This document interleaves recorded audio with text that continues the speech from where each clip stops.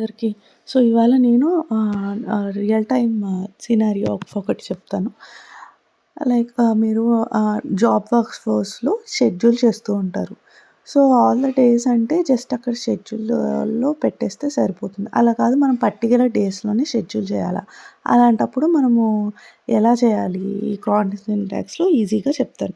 So, మీరు schedule చేసుంటారు కదా! దాన్ని క్రాన్ సింటాక్స్ అనే ఆప్షన్ ఉంటుంది. అది క్లిక్ చేస్తే అది చూపిస్తుంది. మీరు షెడ్యూల్ చేసిన టైంకి ఏ టైంకి షెడ్యూల్ చేశారో అది క్రాన్ సింటాక్స్‌లో చూపిస్తుంది. ఫస్ట్ ఇప్పుడు సపోజ్ మనం 4:40 పీఎంకి ఐఎస్‌టీ టైంకి సెట్ చేశామనుకోండి. అప్పుడు 49 ఫస్ట్ సెకండ్స్, తర్వాత 40 అనేది మినిట్స్, తర్వాత 16 అని ఉంటుంది.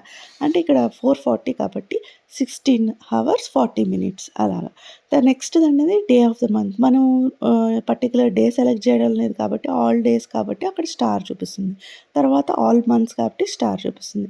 తర్వాత క్వెషన్ మార్క్ అంటే అది సెట్ చేయలేదు మనము అని. అది డే ఆఫ్ ద వీక్ అని.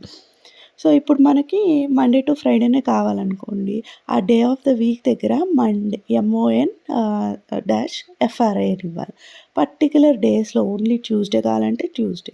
ఓన్లీ లైక్ ట్యూస్‌డే, సాటర్డే కావాలంటే టీయూఈ, ఎస్ఏటీ అని పెట్టొచ్చు.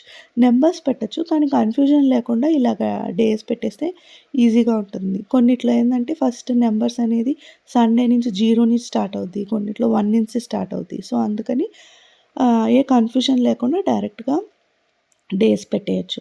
సో, ఇప్పుడు మీరు day of the week set చేసినప్పుడు అక్కడ డే ఆఫ్ ద మంత్ దగ్గర క్వెషన్ మార్క్ పెట్టాలి. అది ఎందుకంటే అది క్వెషన్ మార్క్ పెట్టకపోతే మళ్ళీ ఆల్ డేస్ అని తీసేసుకుంటుంది.